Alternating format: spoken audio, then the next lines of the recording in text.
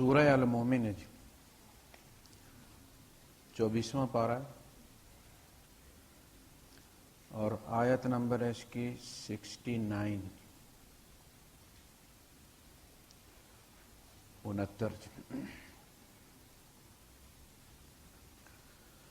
احمده واصلي على رسوله الكريم اما بعد فاعوذ بالله السميع العليم من الشيطان الرجيم بسم الله الرحمن الرحيم ألم تر إلى الذين يجادلون في آيات الله أنى يصرفون الذين كذبوا بالكتاب وبما أرسلنا به رسلنا فسوف يعلمون إذ الأغلال في أعناقهم والسلاسل يسحبون في الحميم ثم في النار يسجرون ثم قيل لهم أين ما كنتم تشركون من دون الله قالوا ضلوا عنا بل لم نكن ندعو من قبل شيئا كذلك يضل الله الكافرين ذلكم بما كنتم تفرحون في الأرض بغير الحق وبما كنتم تمرحون ادخلوا أبواب جهنم خالدين فيها فبئس مثوى المتكبرين صدق الله العظيم رب اشرح لي صدري ويسر لي أمري واحلل عقدة من لساني يفقه قولي آمين يا رب العالمين ألم تر إلى الذين يجادلون في آيات الله کیا آپ نے ان لوگوں کو دیکھا ہے جو جھگڑتے ہیں، مجادلہ کرتے ہیں اللہ کی آیات میں، یعنی آیت کو دیکھا اور آیت کو مانا نہیں یا اس کا وہ مطلب نہیں لیا جس کے لیے وہ آیت تھی، تو یہ جھگڑا ہے۔ اور کوئی اللہ پاک سامنے تو بیٹھا نہیں کوئی لڑائی کرے گا، یعنی جو اللہ پاک نے جس مقصد کے لیے وہ آیت بھیجی ہے، وہ نشانی بھیجی ہے، وہ اس سے وہ سبق جب نہیں لیتے تو اس کا مطلب یہ کہ جھگڑا ہو گیا اللہ پاک سے، کہ اس کا مطلب وہ نہیں جو تو کہتا ہے۔ انا یصرفون، صرف ہوتا ہے کسی چیز کا پھرنا اور پھیرنا، تصریف الریاح، ہواؤں کا پھیرنا، یعنی کبھی ادھر سے چلتی ہے کبھی ادھر سے چلتی ہے۔ اگر زمین ایسے چل رہی ہے تو پھر ہوا کو ایک ہی رخ پہ پیچھے کی طرف جانا چاہیے نا۔ آپ کی گاڑی جب جا رہی ہوتی ہے، چل رہی ہوتی ہے آگے، تو ہوا پیچھے جاتی ہے نا۔ ایسا تو نہیں ہوتا کہ کبھی ابوظہبی کی بارڈر میں پیچھے جا رہے، جو ہی آپ دبئی میں داخل ہو تو وہ آگے چلنا شروع ہو جائے۔ لیکن یہ زمین کا عجیب چکر ہے کہ زمین تو ایک ہی طرح سے چل رہی ہے، لیکن ہوائیں جو ہے کبھی ادھر سے آتی ہیں کبھی ادھر سے آتی ہیں۔ تصریف الریاح، تصریف المیاہ ہوتا ہے، پانی بارش یہاں ہوئی ہے لیکن پانی اس کا جا کے سمندر میں نکل رہا ہے پائپ کے ذریعے، اس کو لکھا تصریف میاہ الامطار، بارش کے پانی کا ڈرینیج۔ یعنی اسی طرح آیات جو ہیں ان کا مقصد یہ ہے کہ آیت ایک جگہ ہے مگر اس سے استفادہ جو لوگ کریں وہ کہاں سے کہاں تک وہ پہنچا ہوا، کہاں کہاں وہ نشانی وار کرتی ہے۔ صرف ایک پانی کو دیکھا جائے تو کہاں کہاں تک اس کے فوائد ہیں اور اس سے جو اخذ کیا جا سکتا ہے۔ ایک عام آدمی اپنی پیاس کو روتا ہے نا کہ یہ پانی میری پیاس بجھاتا ہے، یہ بھی اس کے لیے نشانی ہے۔ اس کی عقل کی حد تک وہ بھی خالی نہیں جاتا۔ اس سے آگے بڑھ کے پھر ایک سائنسدان ہے، جب وہ دیکھا ہے دو گیسوں کو جوڑا گیا اور کتنے پریشر سے جوڑا گیا اور کتنی ریشو کے ساتھ جوڑا گیا اور یہ بنایا گیا، اور پھر ان گیسوں کی جو اپنی پراپرٹیز ہیں وہ کیا ہیں، اور جو چیز تیسری بنی ہے وہ کیا ہے، تو وہ بھی اس سے نشانی اخذ کر رہا ہے لیکن اس کی ڈیپتھ زیادہ ہے۔ تو اپنی اپنی عقل کے مطابق، جیسے آپ سپر مارکیٹ میں جاتے ہیں تو ہر بندہ اپنی جیب کے مطابق وہاں سے خریداری کرتا ہے، وہ تو بھری ہوئی ہے۔ اسی طرح کائنات اللہ پاک کی نشانیوں سے بھری ہوئی ہے، جتنا کسی کی جیب میں خزانہ ہوتا ہے عقل کا اتنا وہ وہاں سے لے لیتے۔ تو یہ تصریف ہے انا یصرفون، وہ کیسے پھر جاتے ہیں۔ دو سوچیں ہوتی ہیں، سوچ کی دو قسمیں ہوتی ہیں۔ ایک ہوتی ہے ڈائیورجنٹ اور ایک ہوتی ہے کنورجنٹ. ڈائیورجنٹ جو ہوتی ہے وہ ہے انسان کی سوچ. وہ ایک چیز کو دیکھتا ہے اور پھر وہاں سے اس کی سوچ ڈائیورٹ ہوتی ہے, کسی اور طرف چلی جاتی ہے. آپ نماز میں جو آپ کو خیالات آتے ہیں شروع کہاں سے ہوتے ہیں, کہاں جا کے پہنچتے ہیں؟ تو بندے کی سوچ ڈائیورجنٹ ہے, وہ چیز کو دیکھتا ہے اور اگر بندے کا پتر ہو تو سیدھی رب تک جاتی ہے اس کی سوچ ڈائیورٹ ہو کے. جانور کی سوچ کنورجنٹ ہے, وہ وہاں جا کے آگے پیچھے نہیں جاتی, وہ وہاں جا کے کنورٹ ہو جاتی ہے, پانی تک ہی محدود رہتی. گائے نے پانی دیکھ لیا, اس نے پی لیا, دیٹس آل. اس کی سوچ کنورٹ ہوگی پانی میں. بندے کی وہاں سے ڈائیورٹ ہوتی ہے اس کے خالق تک. لہذا جس کی سوچ ڈائیورجنٹ نہیں ہے اسے یہ بکھری ہوئی نشانیاں رب کی طرف اس کی سوچ کو ڈائیورٹ نہیں کرتی. اولئک کالانعام, دے آر کیٹلز. وہ گائے بھینسیں ہیں, مویشی ہیں, وہ دو ٹانگوں پر چلنے والے جانور ہیں. یہ ہے فرق سوچ کا. سوچ انسان کو حیوانوں سے اور ممتاز کرتی ہے اور انسانوں میں اس کا شمار کرتی ہے. انا یصرفون, ان کی سوچ کیسے پھر جاتی ہے؟ یعنی بجائے اس کے کہ بچے کو دیکھیں اور انہیں خدا یاد آئے, انہیں اللہ یاد آئے, کیسے اس نے بنایا ہے, کیسے میری شکل وہاں کاپی اتاری ہے, یہ کیسے بنایا کہ آنکھوں کے جو پتلیاں ہیں ان کو اوور لاک کر دیا, یہ آپس میں جڑ نہیں گئیں. یہ جڑ سکتی تھی نا بھائی صاحب, یہ بھی گوشت ہے یہ بھی گوشت ہے. اور جب بچہ پیدا ہوا تو جڑی ہوئی تھی, یہ بند تھی, یہ آپس میں جڑی کیوں نہیں؟ کس نے ان کو اوور لاک کر دیا, نیچے والی کو نیچے اوپر والی کو اوپر؟ ہونٹ کیوں نہیں جڑے؟ کس نے وہاں پائپ رکھا ہوا تھا کہ یہ جڑے نہ؟ کوئی چیز آپ کو نظر آتی ہے جب بچہ پیدا ہوتا ہے تو اندر کوئی چیز رکھی ہوئی ہے, کوئی کپڑا, کوئی لکڑی کے ہونٹ مل نہ جائیں, وہ کون ہے؟ یعنی یہ چیزیں بندے کو رب تک لے جاتی ہیں. کوئی بہت بڑا انجینئر ہے جو یہ کام کر رہا ہے. اللہ کے رسول صلی اللہ علیہ وسلم جب سجدہ تلاوت کیا کرتے تھے تو اس کی جو دعا ہے سجدہ تلاوت کی وہ ہے کہ سجد وجہی للذی خلقہ وصورہ. سجدہ کیا میرے سر نے, میرے چہرے نے جھکا دیا اپنے آپ کو اس ہستی کے سامنے جس نے اس کو پیدا کیا. خلقہ, چہرہ پیدا کیا, پہلے چوکھٹا بنایا, اس کا فریم بنایا, یہ تخلیق ہے. وصورہ, پھر اس چوکھٹے پہ, وہ 4x6 کے اس چوکھٹے پہ اس نے اربوں تصویریں بنا دی ہے کہ نہیں بنا دی؟ کوئی ملتی ہے آپس میں؟ اتنی جگہ نا, وہی دو چیزیں نا یار, اور اسی جگہ لگی ہوئی ہیں. گاڑیوں میں تو یہ ہوتا ہے نا, کبھی اوپر لگی ہوئی ہے, کبھی نیچے لگا دی ہے, کبھی درمیان میں کر دی, کبھی ادھر کا. اسی جگہ دو آنکھیں ہر انسان کی لگی ہوئی ہیں. ڈیفرنٹ ہیں کہ نہیں؟ ناک اسی جگہ لگی ہوئی ہے, کسی کی ماتھے پہ نہیں لگی ہوئی. ہوتا ہے نا, کبھی سلنسر ادھر کر دیا, کبھی سلنسر ادھر کر دیا. ایک ہی جگہ پہ صدیوں سے لگا رہا ہے اور پتہ چلتا ہے یہ فلاں کا بیٹا, یہ فلاں کا بیٹا, یہ فلاں. یہ تصویر کشی ہے. سجد وجہی للذی خلقہ وصورہ وشق, شق کرنا ہوتا ہے نا, پھاڑنا. وشق سمعہ وبصرہ بحولہ وقوتہ, پائپوں سے نہیں پھاڑے کان اس نے. سٹیل فکسر پائپ رکھ دیتے ہیں نا, بعد میں جب وہ کنکریٹ سوکھتی ہے پائپ نکال لیتے, سوراخ بن جاتا ہے. اللہ نے کوئی پائپ رکھا ہوا تھا؟ کیسے بنایا اس نے, کیسے بنا ہے؟ 3 اندھیروں کے اندر آنکھوں کے جو سوراخ بنائے ہیں کس ترتیب سے بنائے ہیں؟ فٹنگ. آپ کو پتا ہر انسان کی آنکھ کا سائز ایک ہوتا ہے. ہم کہتے ہیں فلاں کی آنکھیں بڑی موٹی ہیں, فلاں کی آنکھیں چھوٹی چھوٹی ہیں, مرغی کی طرح. آنکھ کے ڈیلے کا سائز انسان کا برابر ہے. ورائٹی فٹنگ میں ہے. کسی کی باہر کر کے تھوڑی سی لگائی ہیں, موٹی ہو گئی. کسی کے اندر فٹ کر دی ہیں اس نے, چھوٹی ہو گئی. یہ سب دیکھ کے تمہیں خدا یاد نہیں آتا, بابا شاہ کمال یاد آ جاتا ہے. اور کبھی دیکھا بھی ہے بابا شاہ کمال تم نے زندگی میں؟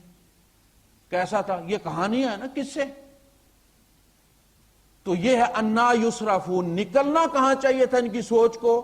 کوئی نعمت دیکھ کے عرش کے پاس جا کے نکلنا چاہیے تھا. نکلی کہاں جا کے؟ سخی سلطان بہو, دمڑیاں والی سرکار, زندہ پیر, گمگول شریف. یہ ہے انا یصرفون. الذین کذبوا بالکتاب, جنہوں نے تکذیب کی کتاب کی. یہ کتاب کی تکذیب ہے. کتاب جو ہے یہ ساری توحید کے بارے میں، عقیدے کے بارے میں. اس کتاب میں قوانین بہت کم بیان ہوئے تو ان کی تفصیلات نہیں دی گئی، بس ٹچز دیے گئے ہیں، فارمولے طے کیے گئے ہیں. اور عقائد کی تو صورتوں کی صورتیں ہیں نا، مکھیوں کی مثال دی، مچھروں کی دی، کتوں کی دی، گدھوں کی دی، غلاموں کی دی، ہر قسم کی مثال دی کہ ہر بندے کے چوکھٹے میں فٹ ہو جائے. وہ کسی کا 10 نمبر کا ہے، کسی کا 12 نمبر کا ہے، کسی کا 14 نمبر کا ہے، ہر مثال موجود ہے. وہاں جا کے بندے کو پتہ چل جاتا ہاں یہ میرے کام کا، یہ میرے کام کی چیز. یہ تو ہو گئی الکتاب. کتاب کی تکذیب ہو گئی، عقیدے کی تکذیب. کتاب کی تکذیب ہو گئی، عقیدے کی تکذیب. وَبِمَا أَرْسَلْنَا بِهِ رُسُلَنَا، اور اس چیز کی بھی تکذیب کہ جس کے ساتھ ہم نے رسولوں کو بھیجا. شریعت، رسول شریعت لے کر آتا ہے، یعنی تھیوری اور پریکٹیکل. قرآن تھیوری بیان کرتا ہے، رسول کر کے دکھاتا، تاکہ کل کو یہ نہ کہے کہ جی آپ تو بیان کر کے چلے گئے تھے نا، آپ عمل کرتے تو آپ کو پتہ چلتا. آپ عمل کرتے تو آپ کو پتا چلتا. آپ کا بیٹا مرتا تو ہم دیکھتے کہ آپ ماتم کرتے ہیں کہ نہیں کرتے. ابراہیم مرا ہے کہ نہیں مرا؟ حضور صلی اللہ علیہ وسلم کا بیٹا ماتم کیا حضور نے؟ کس نبی کی تم امت ہو؟ ایک نہیں 3 بیٹے مرے، 3 بیٹیوں کو قبر میں اتارا ہے. کوئی ماتم کیا؟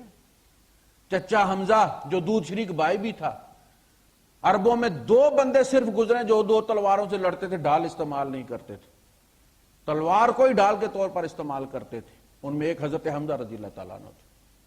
اسد اللہ، حضور نے کس کو کہا ہے؟ حضرت حمزہ کو. اسد اللہ و رسول، اللہ کا رسول اور اللہ کا شیر اور اللہ کے رسول کا شیر. ہم کس کو کہتے ہیں اسد اللہ الغالب؟ حضرت علی رضی اللہ تعالیٰ عنہ. آپ نے فرمایا ان عمی حمزہ تھا، یقیناً میرا چچا حمزہ سید الشہداء الی یوم القیامہ، قیامت تک آنے والے شہیدوں کا سردار ہے. ہم سید الشہداء کس کو کہتے ہیں؟ امام حسین رضی اللہ تعالیٰ عنہ، جو مسلمانوں سے لڑ کے شہید ہوئے. یعنی ہم نے تو تاریخ کا بھی بیڑا غرق کر دیا، عقائد کا بھی بیڑا غرق کر دیا. تو رسول کیا لے کر آتے ہیں؟ پریکٹس. رسول کو رسول چننا. ایک شیعہ ذاکر، میں اپنی ویب سائٹ پہ گیا عثمان رحمان والی پر، تو وہاں حسین کا ذکر تھا نا، حسین کس کے ہیں؟ تو حسین سے متعلق، ایچ سے متعلق جتنے بھی تھے وہ ساتھ میں آئے ہوئے تھے، یوٹیوب والے. وہ اس میں ایک ذاکر کہہ رہا تھا کہ اللہ پاک جس کا نام القوی ہے وہ بھی واسطوں اور وسیلوں کا محتاج ہے، اور تم اللہ سے زیادہ طاقتور ہو گئے ہو کہ تمہیں وسیلے کی ضرورت نہیں. اللہ تم تک اللہ محمد تک پہنچانے کے لیے جبرائیل کا محتاج. یہ وہ کہہ رہا ہے.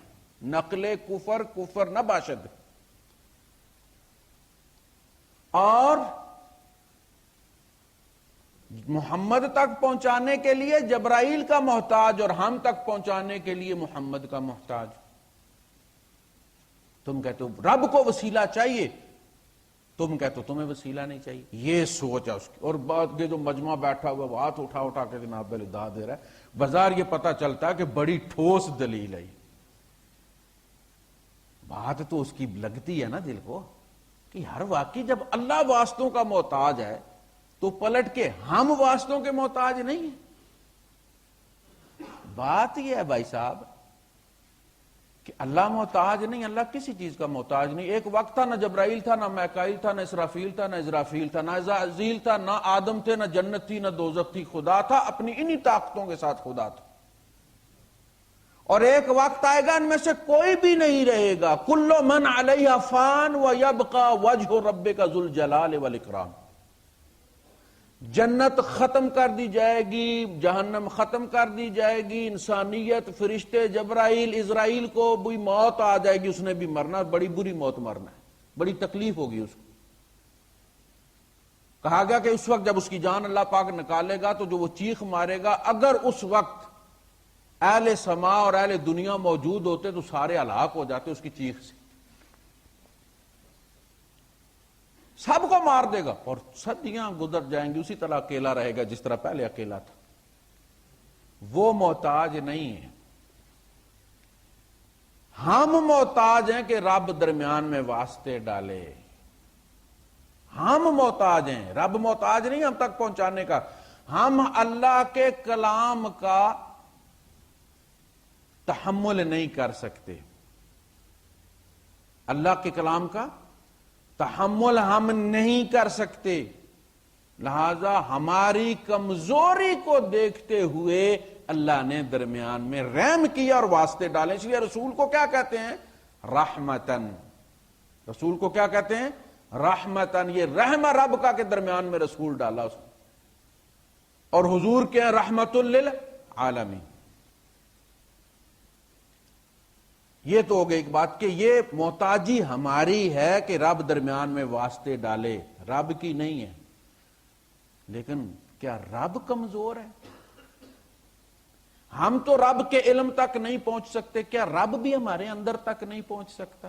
انہ علیم بذات الصدور نحن اقرب الیہ من حبل الورید. وہ تو سنتا ہے نا، وہ تو سینوں کے رازوں سے بھی واقف ہے نا. کہ تم منہ سے کچھ اور مانگ رہے ہو، تمہارے دل میں کچھ اور ہے. حضور بار بار زید کو کہہ رہے تھے نا، امسک علیک زوجک واتق اللہ، بیوی کو پکڑے رکھ، طلاق نہ دے اور اللہ سے ڈر. اگر اندر دل میں کہہ رہے تھے کہ تو نے طلاق دی تو میرے گلے پڑ جانی ہے، مجھے آسمائی سے گزرنا پڑنا ہے، مجھے پھر اس وقت کے رواج کے مطابق بہو سے نکاح کرنا پڑے گا. پھر قیامت آ جائے گی، 2500 سال کا قانون ٹوٹے گا تو لوگ پتہ نہیں کیا کیا افسانے بنائیں گے. اللہ پاک نے فرمایا وَتُخْفِي فِي نَفْسِكَ مَا اللَّهُ مُبْدِيهِ. آپ اپنے جی میں وہ خدشہ چھپائے ہوئے تھے جو ہو کر رہنا تھا، اللہ اسے کرنے والا تھا. تو جو علیم بذات الصدور ہے اس کو واسطے کی ضرورت نہیں کہ ہم پہلے اپلیکیشن کہیں اور ہم جمع کروائیں سفارت خانے میں، ویلفیئر کونسلر کے پاس، وہ وہاں سے بھیجے اوورسیز والوں کو، اوورسیز والے بھیجیں آپ کے ڈی سی صاحب کو، ڈی سی صاحب بھیجیں آپ کے تھانے کو، تھانے سے 2 کانسٹیبل آپ کے گاؤں میں جائیں، وہ وہاں جا کے، اسے ان چیزوں کی ضرورت نہیں. وہ محتاج نہیں ہے، ہم محتاج ہیں. مانگنے کے لیے ہمیں واسطے کی ضرورت نہیں ہے، ہمیں واسطے کی ضرورت نہیں ہے، چونکہ انہ علیم بذات الصدور. اگلی مثال یہ کہ ایک بندہ گنگا ہے، بہرا بھی ہے.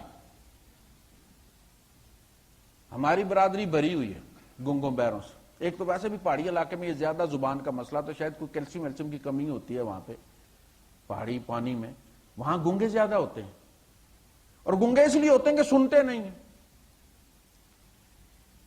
تو ہماری برادری میں ڈھیر لگے ہوئے، ہر گھر میں 1-2 گنگے گنگیاں، 2 گنگے گنگیاں ہیں.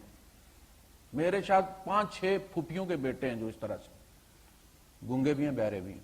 اب آپ بتائیے وہ گنگا، اس کے بھی بچے ہیں، شادی شدہ ہے. میرے 2 کزن ہیں، پھوپھی کے بیٹے یہاں شارجہ میں ہیں، یہی بچے انہوں نے رکھے ہوئے، شادی شدہ ہیں، بچے ہیں آگے، اور بچے بولتے ہیں، سنتے بھی ہیں. ہم نے دیکھا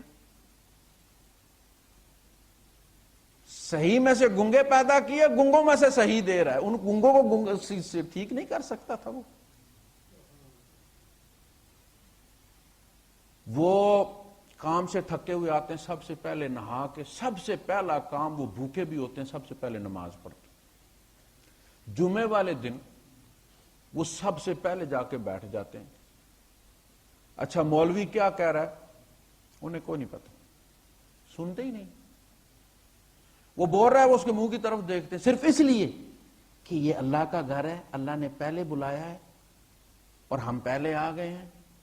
انہیں یہ بھی نہیں پتا ہے کہ جنت ہوگی، انہیں یہ بھی نہیں پتا ہے کہ جہنم ہوگی. انہیں یہ بھی نہیں پتا 70 گز لمبی جو ہے وہ زنجیر ہوگی، وہ اتنا لمبا سانپ ہوگا، ان چیزوں کا اسے پتہ نہیں انہیں۔ گرمی میں جا کے وہ پہلے بیٹھ کے خطبہ سنتے، ان کے بھی بیوی بچے ہیں، وہ بھی بیمار ہوتے ہیں، ایک کو گاڑی لگی ہے بیچارے کی، اس کی ایک آنکھ چلی گئی ہے، پتہ ہی نہیں چلا گھر والوں کو، 2 سال کے بعد ڈاکٹر کے پاس لے کے گئے، اس نے کہا یہ تو پتھر بن گیا، ختم ہو گئی آنکھ۔ اچھا دوسری آنکھ میں ویسے بھی اسے بیماری ہے، رات کو نظر ہی نہیں آتا، اس کو دن کو نظر آتا، وہ نہیں دعا مانگتے، اتنے خشوع و خضوع سے ہاتھ اٹھا کے وہ مانگتے ہیں۔ کیا مانگتے ہوں گے؟ انہیں تو الفاظ بھی نہیں پتا، انہوں نے اللہ بیتے بھی نہیں سنی ہوئی، انہیں تو یہ بھی نہیں پتا کہ پانی کو پانی کہتے ہیں، الفاظ نام کی کوئی چیز ان کی وکیبلری میں ہے ہی نہیں، مسائل ہیں ان کے، وہ سنتا ہے کہ نہیں سنتا؟ انہ علیم بذات الصدور، وہ سینوں میں سے ڈریج کرتا ہے۔ اس کے علاوہ وہ اپنا مسئلہ کس کو بیان کر سکتے ہو بھائی صاحب؟ سخی سلطان بہو تو بولتا تھا سرائکی، اسے پشتو نہیں آتی تھی۔ بابا شاہ کمال بولتا تھا، پاگل تھا ویسے، وہ مینٹل تھا، تھوک گرتا رہتا، اپنی اولاد کوئی نہیں تھی اس کی۔ ہمارے یہاں تو یہ ہے نا، جس کو لوگ دھکے مارتے رہتے ہیں، دفن کرنے کے بعد 2 جنڈے ٹھوک کے دیوتا بن جاتا، ڈیپو کھول لیتا بچے دینے کا۔ وہ پٹواری بولتا تھا، وہاں کوئی گورا آ جائے اسے مانگے تو کیا مانگے گا؟ وہ جو سب زبانیں جانتا ہے، گنگوں کی زبان بھی جانتا ہے، اسے کیوں نہ مانگا جائے؟ محتاجی ہماری ہے، وہ محتاج۔ یہ کہنا کہ جو محتاج ہے وہ رب نہیں، ہم تو یہ مانتے کہ اگر کسی مرحلے پہ جا کر رب بھی محتاج ہو جائے تو اس کا مطلب ہے وہ رب نہیں، ہمیں کوئی اور ڈھونڈنا پڑے گا جس کو کوئی چیز عاجز نہ کر سکے۔ کیا فرمایا قرآن حکیم میں؟ اللہ پاک کو نہیں عاجز کر سکتی کوئی چیز، نہ زمینوں میں نہ آسمانوں میں۔ لا يعجزه شيء في السماوات ولا في الارض انه علیم قدیر، وہ ہر چیز پر قدرت رکھتا ہے۔ اسی لیے حضرت زکریا علیہ السلام جب بوڑھے تھے، تھوڑے بوڑھے نہیں تھے، اتنے بوڑھے تھے کہ بندوں کے سامنے اولاد مانگتے ہوئے انہیں شرم آتی تھی کہ لوگ کہیں گے عمر دیکھو، ذرا تمنا دیکھو اس کی۔ اذ نادى ربه نداء خفیا، چھپ کے مانگا، اللہ بندوں کے سامنے مانگتے شرم آتی ہے، میرے بال چٹے ہو گئے۔ واشتعل الراس شیبا، بھڑک اٹھا میرا سر بڑھاپے سے، لیکن میں کروں کیا؟ آج تک تجھ سے مانگ کے میں محروم نہیں رہا۔ وَلَمْ أَقُمْ بِدُعَائِكَ رَبِّ شَقِيًّا، یہاں تک کہ جب اللہ پاک نے بشارت دی ہے تو سب سے زیادہ تعجب کس کو ہوا؟ اسی زکریا کو خود ہو گیا تعجب، سرپرائزڈ۔ قال ربی انا یکون لی غلام، اللہ پاک کیسے ہوگا بیٹا؟ اور یقین نہیں تھا تو مانگا کیوں تھا؟ لیکن انسانی جذبات ہے نا۔ قال کذالک، میں اسی طرح دوں گا تمہیں، جوان نہیں کروں گا، ورنہ لوگ کہیں گے کہ اللہ اولاد دینے کے لیے جوانی کا محتاج ہے۔ شیعہ کہتے ہیں کہ 40 سال کی خدیجہ کو اتنے بچے کیسے ہو سکتے ہیں جی؟ میڈیکل یہ کہتی ہے کہ 40 سے اوپر عورت جو ہے وہ موسٹلی بانجھ ہو جاتی ہے، بچے پیدا کرنے کے قابل نہیں رہتی، وہ بھی تو ایک آدھ کہیں سے رڑتا کھڑتا آ جائے تو آ جائے۔ وہ کہتے ہیں حضرت فاطمہ صرف حضور کی بیٹی ہیں، باقی 3 جو ہیں وہ خدیجہ کے پچھلے شوہر کی۔ حالانکہ تاریخ وائز حضرت زینب اور رقیہ اور کلثوم اور قاسم اور ان سب کی ڈیٹ وائز ہے کہ فلاں کے بعد فلاں پیدا ہوا، فلاں کے بعد فلاں پیدا ہوا۔ اگر رب محمد کو اولاد دینے لگے صلی اللہ علیہ وسلم تو وہ محتاج ہو گیا کہ خدیجہ اب جوان کروں میں پہلے 25 سال کی پھر اس کو اولاد دوں، تم زکریا کو نہیں دیکھتے؟ بغیر اسی طرح دیا کہ نہیں دیا؟ دیا۔ فرمایا وَقَدْ خَلَقْتُكَ مِن قَبْلُ وَلَمْ تَكُ شَيْئًا، میں تمہیں پہلے پیدا کر چکا ہوں جبکہ تو کچھ بھی نہیں تھا. ذرا غور کر، اب تو ہے نا، اس وقت تو تھا ہی نہیں. یہ میرے کام ہے. اصلحنا له زوجہ ووهبنا له فاستجبنا له ووهبنا له یحیی واصلحنا له، تسلیہ جس کو کہتے ہیں آپ، مینٹیننس کرنا. واصلحنا له زوجہ، ہم نے اس کی بیوی کا مینٹیننس کر دیا، بڑھاپے میں ہی دے دیا. اچھا جی آگے چلیں. حضرت مریم اگلے رکوع میں شروع ہوتا ہے سلسلہ ان کا. قالت ربی انا یکون لی غلام ولم یمسسنی بشر، اللہ مجھے کیسے بیٹا ہوگا، مجھے تو بشر نے چھوا تک نہیں.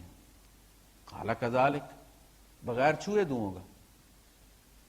پیدا کرنے کے لیے میں باپ کا محتاج نہیں ہوں، حکمت میری ہے کہ باپ کے ذریعے میں پیدا کرتا ہوں تاکہ باپ کو محبت ہو اور جا کے اینٹیں بٹھے پر اٹھائے اور کما کر لائے اور اسے کھلائے. بلڈ ریلیشن میں نے اس لیے رکھے کہ دنیا کا نظام چلے، یہ میری مجبوری نہیں ہے، تمہاری سوشل مجبوری ہے. اگر یہ نہ ہو تو ماں راتوں کو جاگتی ہے، ماں خود گیلی پہ سو کے بچے کو سوکھی پہ سلاتی ہے، سوتیلی ماں کیوں نہیں کرتی؟ اس لیے کہ اس نے پیدا نہیں کیا ہوا ہوتا. لہذا پیدا کرنا ماں سے اور پیدا کرانا باپ کا تمہاری سوشل ضرورت ہے، تمہارا معاشرہ چلانے کے لیے میری ضرورت نہیں. میں نے آدم بغیر ماں اور باپ کے پیدا کر کے دکھا دیا.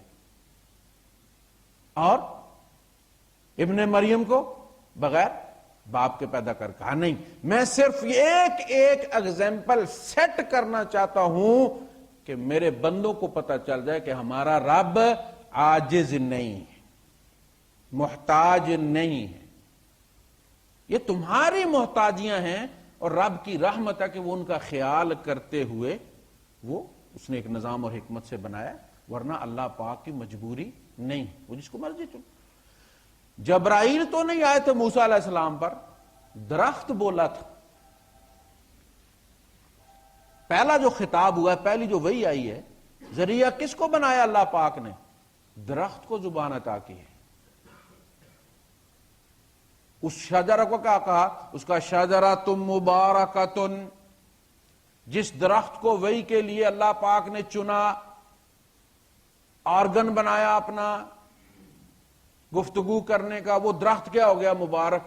وہ بندہ کتنی برکت والا ہے جو قرآن پڑھتا ہے، جس کے اندر سے رب کا کلام نکلتا ہے. وہ پتہ اگر درخت مبارک ہو گیا ہے، ادھر وہی ختم ہوئی ہے، اس کے اندر سے ختم ہو گیا ہے.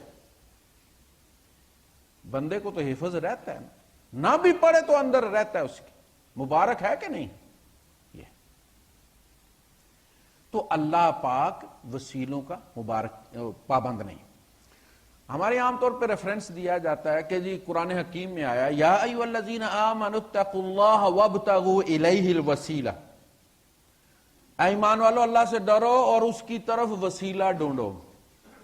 وابتغوا الیہ الوسیلہ، لیکن نا جی قرآن کا ذکر قرآن میں آیا کہ وسیلہ ڈھونڈو. اس ریفرنس کا غلط استعمال ہوتا ہے. آیت صحیح ہے لیکن مس کوٹ ہوتی ہے. ہمارے اردو کا جو وسیلہ ہے وہ عربی کا وسیلہ نہیں ہے. پہلی بات یہ نوٹ کریں.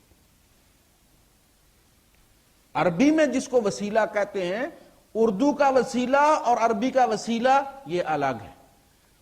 اردو کا رزق اور عربی کا رزق، قرآن کا رزق، ان میں فرق ہے. عربی کا ذلیل اور اردو کا ذلیل زمین آسمان کا فرق ہے.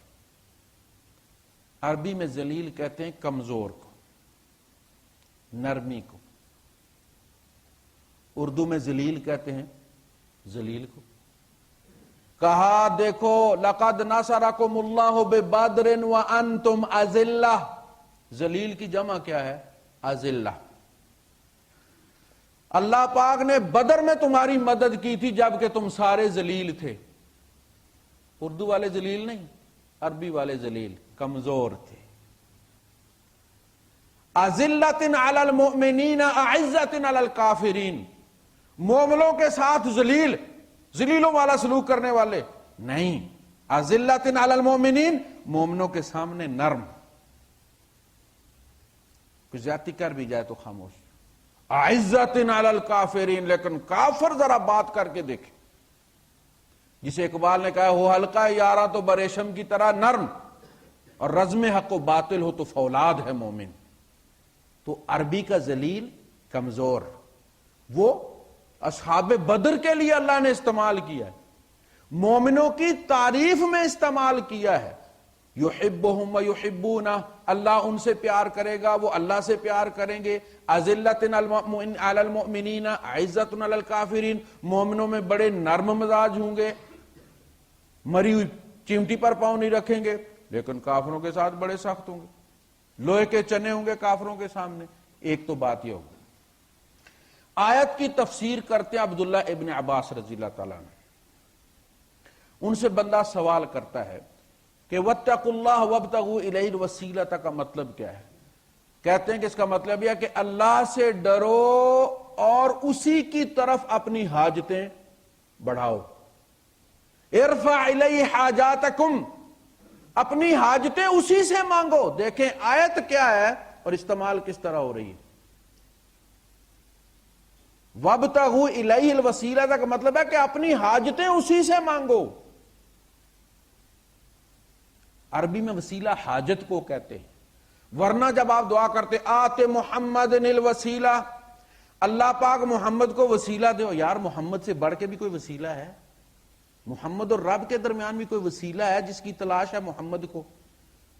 آپ سوچتے نہیں جب آپ دعا مانگتے ہیں اذان کی تو آپ کیا کہتے ہیں؟ آتے محمد الوسیلہ، اللہ پاک محمد مصطفیٰ صلی اللہ علیہ وسلم کو وہ حاجت عطا فرما، پوری کر وہ حاجت ان کی۔ کون سی؟ وابعث مقام محمود، انہیں مقام محمود پر فائز فرما۔ تو یہاں حاجت ہے کہ محمد صلی اللہ علیہ وسلم کی حاجت پوری فرما، یہ نہیں کہ ان کو وسیلہ کو درمیان میں اور کو پیر بابا آ جائے درمیان میں جس کو جا کے یہ بکرا چڑھائیں۔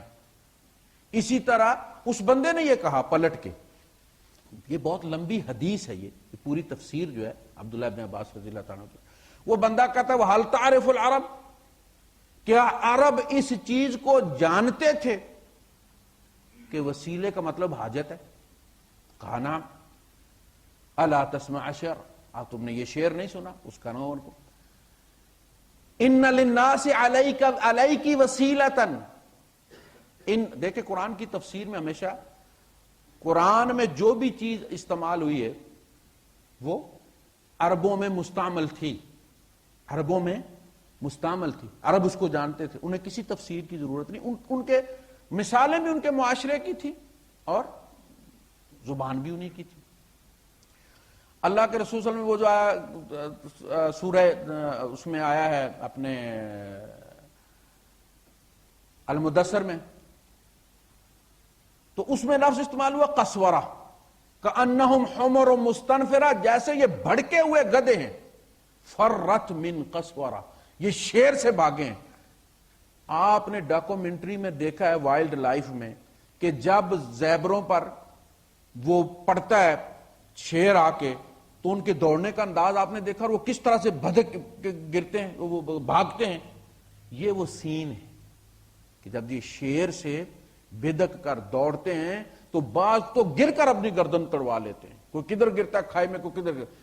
یہ ایسے پتا چلتا ہے یہ مکے والے یہ بدکے ہوئے گدھے ہیں، فرت من قسورہ، یہ شیر سے بھاگے ہیں۔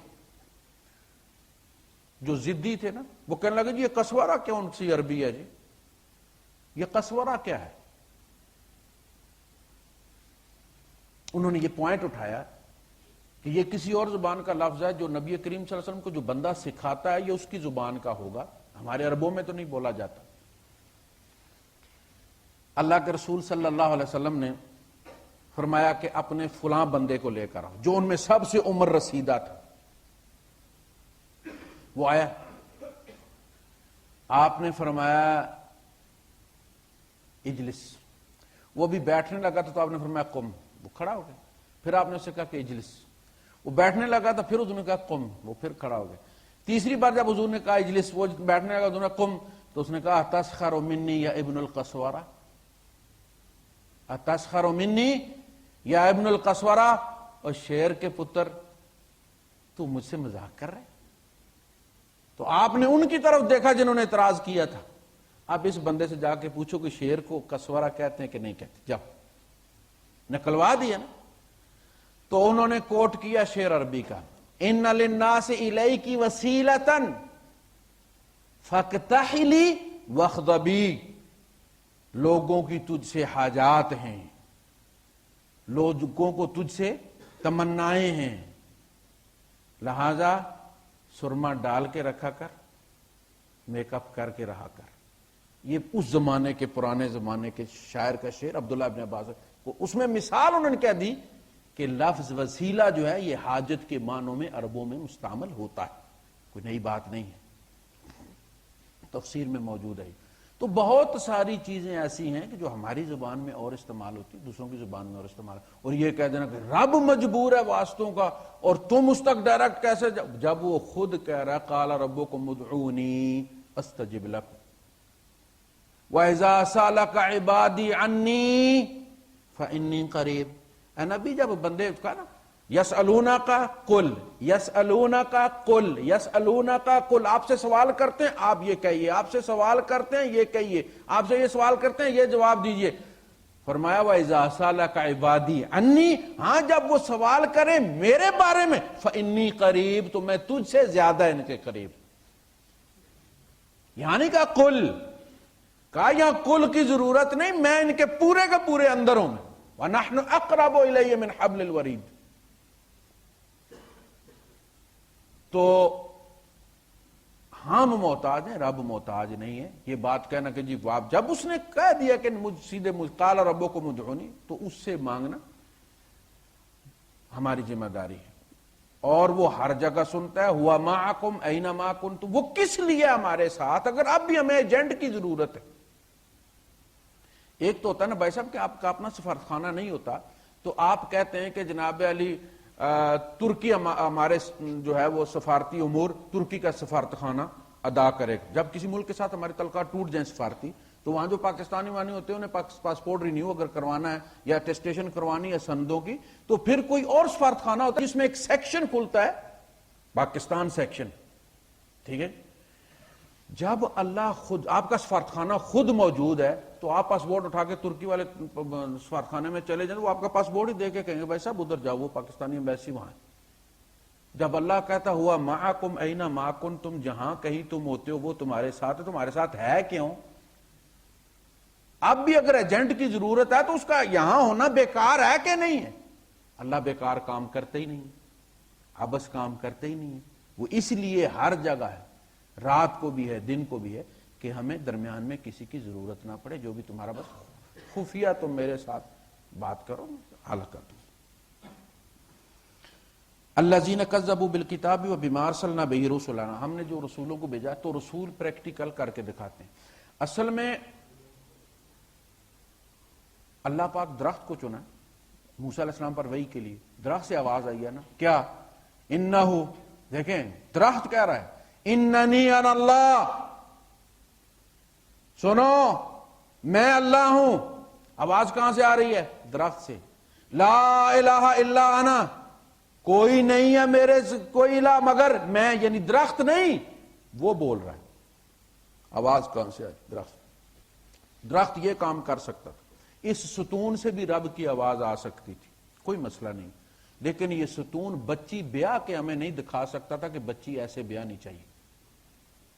یہ ستون دانت شہید کروا کے پاؤں زخمی کروا کے نہیں دکھا سکتا تھا کہ صبر ایسے کرنا چاہیے. یہ ستون بچہ دفن کر کے ہمیں نہیں بتا سکتا تھا کہ دیکھو بچہ رب نے لیا ہے، اس کی چیز تھی، لے گیا ہے، ایک مومن کی حیثیت سے اس صدمے کا اس طرح مقابلہ کر. چونکہ یہ اس قرآن کو مانتے نہیں، ان کا اصل مسئلہ یہ ہے کہ یہ اس قرآن کو نہیں مانتے. ایک مجبوری ہے ان کی کہ وہ کام چلا رہے ہیں، ادروائز ان کی اپنی کتابوں میں لکھا ہو کہ اصلی قرآن وہاں موجود ہے اور غار میں موجود ہے، امام لے گیا ہے. سب سے پہلے جب امام مہدی نکلے گا تو سب سے پہلے جو سنیوں کے ہاتھ میں قرآن کے نام پر کتاب چل رہی ہے اس کو لے کے وہ جلائے گا. تو چونکہ ان کا ایمان نہیں، لہٰذا اس کو وہ کہتے رہتے دیکھیں جی یہ آیت کہیں اور نازل ہوئی تھی، انہوں نے کاٹ کے یہاں لگا دی ہے، یہ آیت وہاں نازل ہوئی تھی، انہوں نے فلاں جگہ کاٹ کے لگا دی ہے، تو پھر اللہ پاک نے حفاظت کس چیز کی ہے بھائی؟ وہ جو اس نے بڑے زوم سے کہا تھا، بڑے دعوے سے کہا تھا انا نحن نزلنا الذکر وانا لہ لحافظون، تو وہ دعویٰ تو گیا، چلا گیا۔ رسول آتے ہیں پریکٹیکل کر کے دکھانے کے لیے تاکہ لوگوں پر کوئی حجت باقی نہ رہے۔ اللہ پاک نے خود کہا ہے رسولا مبشرین و منذرین لئلا یکون للناس علی اللہ حجت، یہ رسول اس لیے بھیجے ہم نے کہ یہ کر کے تمہیں دکھائیں لوگوں کے پاس قیامت کے دن اللہ کے مقابلے میں کوئی حجت نہ ہو۔ کیوں؟ رسول کے رشتہ دار کوئی نہیں تھے، رشتہ داروں کو چھوڑا نہیں تھا حضور نے، رشتہ داروں نے ہی حضور کو زخمی نہیں کیا تھا، عقیل نے ہی حضور کے مکانوں پر قبضہ کر کے بیچ دیے تھے کہ نہیں بیچ دیے تھے؟ حضرت خدیجہ والا مکان عقیل نے قبضہ کر کے بیچ دیے تھے، اور اس کی برکت ایسی ملی کہ ساری زندگی مقروض رہے، قرضے سے نہیں نکلے۔ یہ اور طالب لڑنے آئے تھے، عقیل اور طالب لڑنے آئے تھے، ابو بکر لڑا نہیں ہے رسول سے، ابو طالب کا بیٹا طالب جس کے نام پر کنیت تھی ابو طالب کی، نام عبد المناف تھا، بت کے نام پر تھا، وہ طالب لڑ کے مرا ہے بدر میں کافروں کی طرف سے، عقیل گرفتار ہوا ہے، اور عقیل کا فدیہ دیا ہے گرفتاری میں حضرت عباس نے۔ حضور نے کہا کہ بھتیجے کا بھی دو، کیونکہ وہ تو عقیل تو غریب تھا، حضور کا سب کچھ بیچ کے بھی غریب تھا۔ حضور جب گئے ہیں مکہ فتح ہوا تو حضور نے ٹینٹ لگایا ہے، کیا بات؟ صحابہ نے کہا حضور آپ اپنے مکان میں نہیں جائیں گے؟ آپ نے فرمایا ہمارا مکان چھوڑا ہی کہاں ہے عقیل نے، عقیل تو بیچ کے کھا گئے۔ اب حضور فاتح تھے، چاہتے تو جا کے اپنے مکان پر قبضہ کر لیتے، اللیگل بیچا تھا عقیل نے، لیکن حضور کو پتا تھا اگر میں نے قبضہ کیا تو سارے صحابہ چل پڑیں گے۔ وہ مثال ہے نا کہ اگر جرنیل ایک گنا کھیت میں سے کھینچ لے تو فوج پورا کھیت برباد کر دے گی۔ اگر حضور صلی اللہ علیہ وسلم اپنے گھر میں گھستے اس دن تو سول وار ہو جانی تھی مکے میں۔ اب دیکھیں حکمت محمد رسول اللہ، پہلے اپنا گھر چھوڑ سب کو، جب لوگوں نے دیکھا حضور نے ٹینٹ لگا لیے تو مکے والے سارے صحابہ نے ٹینٹ ہی لگا لی، کوئی اپنے گھر کی طرف نہیں گیا۔ آپ نے ان سے کہا دیکھو تم اللہ کی خاطر اپنے گھروں کو چھوڑ چکے ہو، قرآن نے تمہاری قرآن کو قربانی کا اعتراف کیا، اخرجوا من دیارہم واموالہم فی سبیل اللہ، انہوں نے اپنا گھر بار اللہ کی خاطر بیچ دیا، چھوڑ دیا، اب تم اللہ کو دیا ہوا کیسے واپس لوگے؟ کس منہ سے ان گھروں میں واپس جاؤ؟ قرآن تمہاری تعریف کر چکا، قیامت تک پڑھی جاتی رہے گی، اب اس میں کیسے تبدیلی ہو سکتے؟ نہیں، انہوں نے پھر قبضہ کر لیا تھا، حضور بھی نہیں گئے، صحابہ بھی نہیں گئے۔ تو نبی اس لیے آتے ہیں تاکہ وہ کر کے دکھائیں، حضور نے کر کے دکھایا نا کہ اپنے گھر میں نہیں گئے، صحابہ بھی نہیں گئے۔ اگر یہ عمل نہ ہوتا تو لاجک یہ کہتی ہے کہ سب سے پہلا کام یہ ہے کہ اپنی چیز قبضے میں لو۔ اسی طرح رشتے عتبہ، عتیبہ اور معتب، تین بیٹے تھے ابو لہب کے، دو بیٹیاں تھیں، ان میں سے ایک بیٹی کافر مری، ایک بیٹی مسلمان ہوئی۔ عتیبہ جو تھا وہ اس نے تھوکا تھا نبی کریم صلی اللہ علیہ وسلم، طلاق بھی دی تھی۔ یہ دو بیٹیاں حضور کی جو رقیہ اور کلثوم تھیں، یہ بیائی ہوئی تھی ابو لہب کے دو بیٹوں کے ساتھ، چونکہ یہ سگت آیا تھا حضور کا، اس نے حضور کی پیدائش کا سن کر وہ لونڈی جس لونڈی نے جا کے اطلاع دی تھی اس کو اس نے آزاد کر دیا تھا۔ یہ بہت بڑا تحفہ ہوتا تھا کسی کے آزاد ہو جانا۔ ان میں سے وہ جس نے تھوکا تھا اس کو تو شیر نے کھا لیا۔ حضور نے فرمایا اللہ پاک اپنے کتوں میں سے کسی کتے کو اس پر مسلط کر دے، کیونکہ اس نے حرکت ہی کتے والی کی تھی۔ اس نے کہا وَالنَّجْمِ إِذَا هَوَىٰ مَا ضَلَّ صَاحِبُكُمْ وَمَا غَوَىٰ وَمَا يَنطِقُ عَنِ الْهَوَىٰ، میں اس کو نہیں مانتا، اور تھوکا اس نے حضور پر اور کہا تیری بیٹی کو طلاق۔ ابھی رخصتی نہیں ہوئی تھی۔ شام کے سفر پر وہ گیا، ابو لہب نے کہا کہ قبیلے کو واسطہ دے کر کہا کہ جو میرا تمہارے اوپر حق ہے اس حق کا میں تمہیں واسطہ دیتا ہوں کہ میرے بیٹے کی حفاظت کرو، محمد نے اس کو بددعا دی ہوئی۔ اب دیکھیں ان کا ایمان یہ کہتا تھا کہ محمد کی بات خالی نہیں جاتی۔ انہوں نے کیا کیا کہ اپنا سامان درمیان میں رکھا، اس کے اوپر اس جو ابو لہب کا بیٹا تھا عتیبہ اس کو لٹایا اور خود اپنے بستر اس کے ارد گرد ڈال کے سو گئے. رات کو شیر آیا, اس نے سب کے منہ کو سونگا اور چڑھ گیا اوپر اور جا کے عتیبہ کے منہ کو سونگا اور اس نے کھوپڑا پکڑا اس کا, کرنچ ایسے کر کے, جیسے بچے ہمارے چپس نہیں کھاتے اسکول میں, ایسے کر کے اس نے چلا گیا. باقی بچ کے 2 بیٹے اس کو, عتبہ اور معتب. مکہ فتح ہوا تو اللہ کے رسول صلی اللہ علیہ وسلم نے حضرت عباس سے پوچھا کہ وہ تمہارے بھتیجے نظر نہیں آ رہے. ان کا کہیں بھاگ گئے ہوں گے. ہم نے کہا ڈھونڈو نے. وہ گئے اور ڈھونڈ کے لے آئے. اللہ کے رسول صلی اللہ علیہ وسلم حرم میں تھے, آپ نے ان دونوں کو ساتھ لیا اور جا کے بیت اللہ کے ساتھ اپنی پشت لگا لی اور ان کے سامنے اسلام پیش کیا کہ ابھی وقت نہیں آیا کہ تم لوگ مسلمان. دونوں مسلمان ہو گئے. دونوں مسلمان ہو گئے اور پھر جب غزوہ حنین پہ گئے اللہ کے رسول صلی اللہ علیہ وسلم تو وہ دونوں ڈٹ کر لڑے ہیں حضور کے لیے. یعنی جب لوگ منتشر بھی ہو گئے تھے تو یہ پروانوں کی طرح حضور کے خچر کے گرد. دیکھیں یہ جو قوم تھی یہ بڑے دلیر لوگ تھے, بنو ہاشم جو تھے, تو وہ حضور کے خچر کے گرد طواف کرتے رہے, لڑتے رہے دونوں. اچھا جب وہاں سے یہ واپس آ رہے تھے اسلام قبول کر کے تو حضور نے دونوں کا ہاتھ پکڑا ہوا تھا, ایسے پیار کے ساتھ لے کر آ رہے تھے. تو حضرت عباس نے کہا کہ اللہ کے رسول بہت خوش نظر آ رہے ہیں آپ. آپ نے فرمایا میں نے اللہ سے ان دونوں کو مانگا تھا, اللہ نے مجھے دے دیا. یار اس نے حضور کی بیٹی کو طلاق دی ہوئی تھی, ہم میں سے کوئی بھولنے کے لیے تیار ہے؟ کتنا اس زمانے میں کتنا بڑا جرم تھا نبی کی بیٹی کو اس طرح طلاق دینا, بلیک میلنگ میں. لیکن دین کی اہمیت اتنی تھی نبی کے نزدیک کہ مانگ کر لیا ہے وہ طلاق دینے والا کہ اللہ اس کو تو ہدایت دے دے, بلاب تو چلا گیا, اس کو دے دے. اور اللہ نے دی. یہ کیا تھا؟ یہ سبق تھا کہ تمہارے ذاتی اختلافات دین کی راہ میں حائل نہیں ہونے چاہیے. وہ تمہارے ذاتی اختلافات ہیں لیکن تمہیں خوشی اس بات پر ہونی چاہیے کوئی بندہ دین پر آ گیا. اگر کسی خاندان کے ساتھ تمہاری دشمنی ہے, اپنے خاندان میں ہوتی ہے نا, کزنز میں ہوتی ہے, چچاؤں, اور ان میں کوئی بندہ نیک ہے, نمازی ہے, توحید والا ہے, بریلینٹ ہے, آگے بڑھنا چاہتا ہے, تم اس پہ ہاتھ رکھو, اس کو پڑھاؤ بچے کو. یہ مت دیکھو کہ یہ دشمن ہے ہمارے, ان کے ساتھ ہماری دشمنی چل رہی, اس بچے کو پروموٹ کرو تم دین کی خاطر. تو ایسی بہت ساری مثالیں. رسول جو آتے ہیں وہ پریکٹیکل کرنے کے لیے آتے تاکہ لوگوں پر حجت نہ ہو. مثلا لوگ یہ کہہ سکتے تھے کہ دیکھیں جی یہ بیٹیوں کا معاملہ اتنا ہوتا ہے, بیٹی کی محبت عجیب ہوتی ہے, بیٹوں کی الگ ہوتی ہے. آپ کے 12 بھی بیٹے ہو جائیں, جب تک بیٹی نہ ہو آپ کو پتہ نہیں چلتا کہ بیٹی کیا محبت اس کی اوپری. یعنی خربوزے کی یا گرمے کی مٹھاس اور آم کی مٹھاس میں فرق ہے نا زمین آسمان کا. دونوں کو آپ کیا کہتے ہیں؟ میٹھا ہے, میٹھا ہے. لفظ ایک استعمال کرتے ہیں آپ, مٹھاس میں فرق ہے نا. اولاد میں بچی اور بچے کے پیار میں زمین آسمان کا فرق ہے. اچھا اسی لیے روتے ہیں ماں باپ, جب ان کی رخصتی ہوتی ہے تو رونا خود بخود آتا ہے. آج اس گھر پر اس کا ادھیکار جو ہے وہ سیکنڈری ہو گیا ہے. وہ جس دائیے سے پہلے رہتی تھی, دھڑلے کے ساتھ حکومت کرتی تھی, وہ ختم ہو گیا.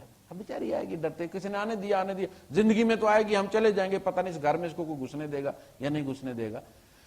تو بیٹی, آدمی یہ کہے کہ جی اگر نبی کی اپنی بیٹی ہوتی نا, بیاتے اور گھر سے رخصت کرتے تو انہیں احساس ہوتا کہ دل پر کیا قیامت گزرتی ہے. نبی نے 4 نکال کے دکھائی ہیں کہ نہیں دکھائی؟ کس طرح دکھائی؟ پیاری نہیں تھی نبی کو؟ فرمایا میرے جگر کا ٹکڑا ہے فاطمہ. کیسے نکال لیا حضور نے؟ 4 دن ڈھول بجتا رہا, تیل مہندیاں ہوتی رہی. کس طرح نکالا ہے اور کیوں نکالا اس طرح؟ تاکہ تم بھی اپنی بیٹیاں اسی طرح بیاؤ اور تاکہ وہ بسیں.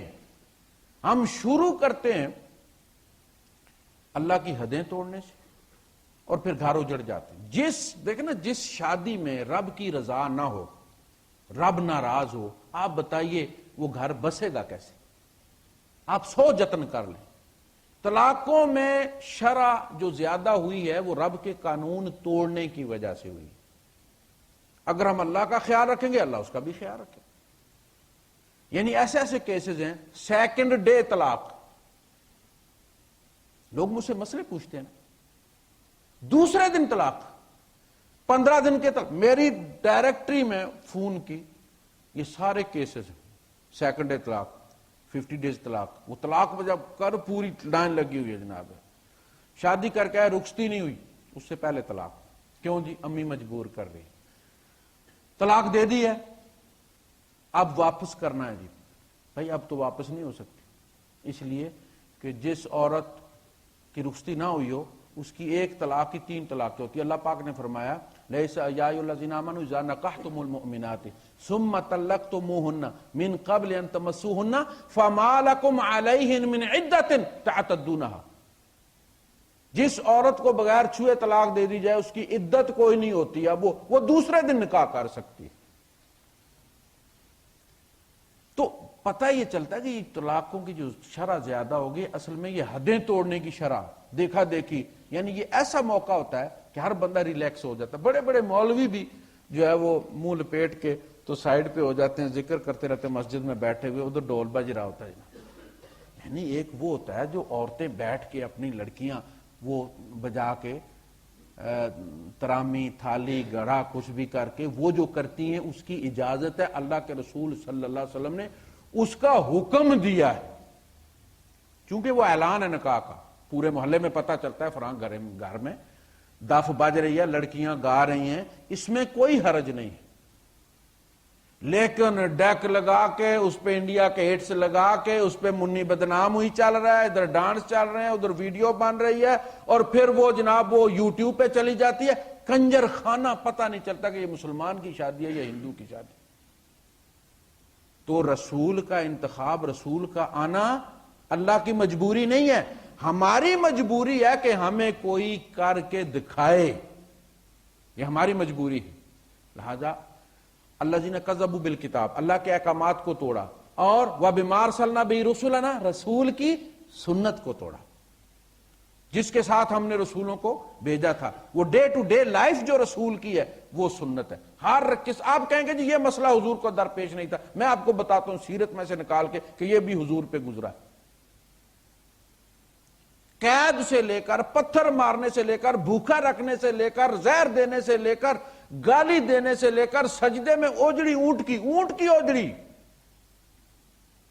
کتنی وزنی ہوتی ہے، ہر اذیت دی گئی ہے، لیکن نبی کریم صلی اللہ علیہ وسلم نے اس طرح بیہیو کیا ہے کہ اللہ پاک تڑپ اٹھا، انک لعلی خلق عظیم، اور نبی تم تو اخلاق کی بلندیوں پر، بس میں کیا کہوں، قسم کھا کے کہنا انک لعلی، صرف علی نہیں، لعلی خلق عظیم، نقرہ خلق لے کر آیا ہے۔ اے نبی، اخلاق نام کی جو چیز میں چاہتا تھا اس کی چوٹی پہ تو کر کے دکھایا سب کچھ۔ ہم مجبور ہیں کہ ہمیں کوئی کر کے دکھائے۔ ٹیچر جو ہوتا ہے اس کی مجبوری نہیں ہوتی پریکٹیکل والا، اسٹوڈنٹ کی مجبوری ہوتی ہے کہ اس کے کوئی کر کے دکھائے، کیونکہ کل اس نے اس کے کر کے دکھانا ہے۔ پھر تو یہ کہنا کہ اللہ مجبور تھا محمد کا، ایسی بات نہیں، ہم مجبور ہیں محمد کے صلی اللہ علیہ وسلم، اس لیے کہا صلو علیہ وسلم تسلیم۔ فَسَوْفَ يَعْلَمُونَ، تو ان قریب ان کو پتہ لگ جائے گا۔ اِذِ الْأَغْلَالُ فِي أَعْنَاقِهِمْ، جب توق ہوں گے ان کے گلے میں، توق، وَالسَّلَاسِلْ، اور زنجیریں، بیڑیاں ہوں گی ان کے پاؤں میں۔ اچھا یہ وہ چیزیں ہیں کہ جو دنیا میں ہمارے گلے کا توق ہوتا ہے اور پاؤں کی زنجیر ہوتی ہے، ایک کام ہماری سمجھ میں لگ جاتا ہے کہ یار یہ کام تو صحیح ہے، بات تو صحیح ہے، اللہ رسول کا حکم تو یہی ہے، لیکن ہمارے قبائلی توق، سماجی توق، معاشی، رواجی، بات تو صحیح ہے، مسجد میں ہی ہونا چاہیے، لیکن عجیب سا لگتا ہے، ایسے پتہ چلتا ہے جیسے جنازہ ہو رہا ہے۔ ہمارے چچی تھی، ان کی بیٹی کی شادی تھی، میرے چچا کی بیٹی کی شادی تھی، تو میں نے ان سے کہا کہ مسجد میں نکاح کرنا، تو وہ تو بولے نہیں، لیکن ان کی بیوی بے ساختہ بولی، یعنی اس بیچاری کا قصور نہیں، بے ساختہ اس کے منہ سے نکلا اللہ معاف کرے، وہ بیاہ ہونے لگا، یہ جنازہ ہونے لگا مسجد میں۔ تو رواج آدمی کہتا ہے جی یہ تو برا لگتا ہے جی، اس طرح کس کو برا لگتا ہے؟ لوگوں کو برا لگتا ہے، اور جب اللہ رسول کو اچھا لگتا ہے تو لوگوں کو لگتا رہے برا۔ یہ کیا بات ہوئی کہ جو فلاں، اچھا آپ دیکھیں عزیز، آپ ان سے یہ کہتے ہیں کہ جی ہم آپ کی شادی میں شریک ہوں گے، دبئی سے آئیں گے، اتنا خرچہ کر کے آئیں گے، پورا گھرانہ آئے گا، اسکول سے بچوں کی چھٹیاں لیں گے، لیکن آپ مہربانی کر کے یہ جو آپ ویڈیو بنواتے ہیں لڑکیوں کی، آپ یہ مت بنائیں۔ اچھا، اب تو وہ زمانہ نہیں رہا نا کہ کسی خاص مووی میکر کو لے کر آئیں، ہر لڑکی کے پاس 2-2 3 موبائل اٹھائے ہوئے، یعنی لڑکیوں کی بھی اب اگر مجلس ہے وہاں لڑکا نہ جائے تو بھی لڑکیوں کا ڈانس کرنا اب جائز نہیں ہے، چونکہ لڑکیاں لڑکیوں کی بناتی ہیں، پھر اپنے بھائیوں کو دکھاتی ہیں، پھر بھائی اس کو یا تو کمپیوٹر سے، میموری کارڈ سے یا بلوٹوتھ سے ٹرانسفر کروا لیتے، ذرا بلو مجھے بھیج دینا، پھر وہ یوٹیوب پہ چڑھا دیتے ہیں، دوستوں کو دکھاتے ہیں۔ اب لڑکیوں کی مجلس بھی لڑکیوں کی مجلس نہیں رہی، وہ بھی لڑکے ہی سمجھیں آپ، وہاں بھی لڑکیوں کا دوپٹے اتار کے اور ایزی ہو کے اور وہاں ڈانس کرنا جائز نہیں ہے۔ آرام سے بیٹھے آپ، اور بابل دا ویڑا چھڑ کے ویراں تو دور چلی، ٹھیک، گڈیاں پٹولے چھڑ کے ہو کے مجبور چلی، گائیں آپ، کوئی مسئلہ ہے، لیکن بیٹھ کے لڑکیاں گالیں، کوئی حرج نہیں اس میں، لیکن اس میں بھی وہ دوسری لڑکیوں کو کہیں کہ مووی نہیں بنانی، اور اگر کسی کا وہ دیکھیں کوئی لڑکی بنا رہی ہے تو پکڑ کے اس کو ڈیلیٹ کریں، اس میں سے احتیاط کے ساتھ کریں۔ وہ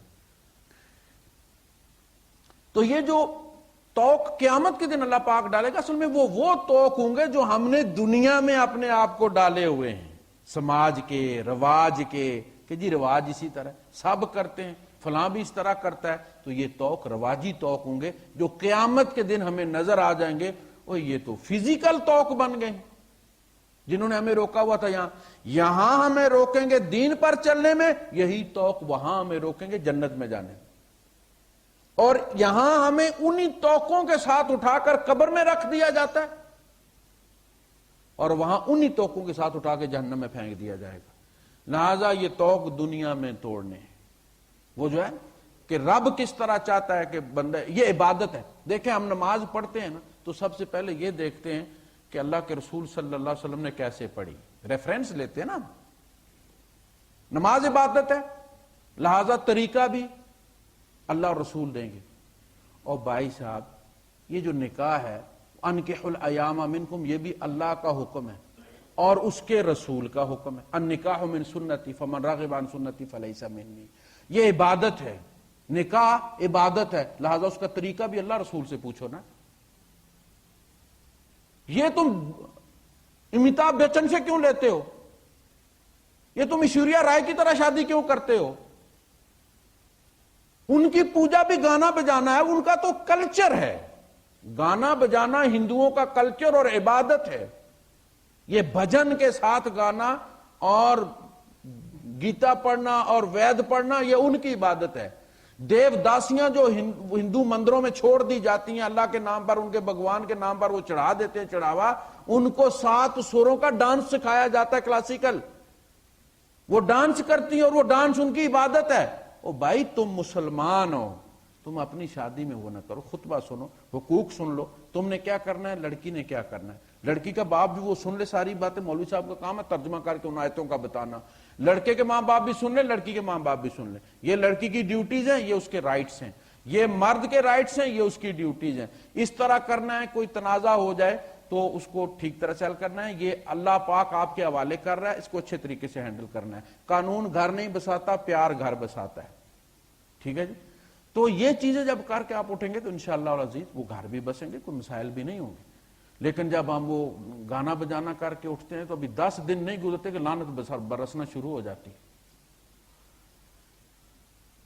وآخر دعوانا الحمدللہ رب العالمین۔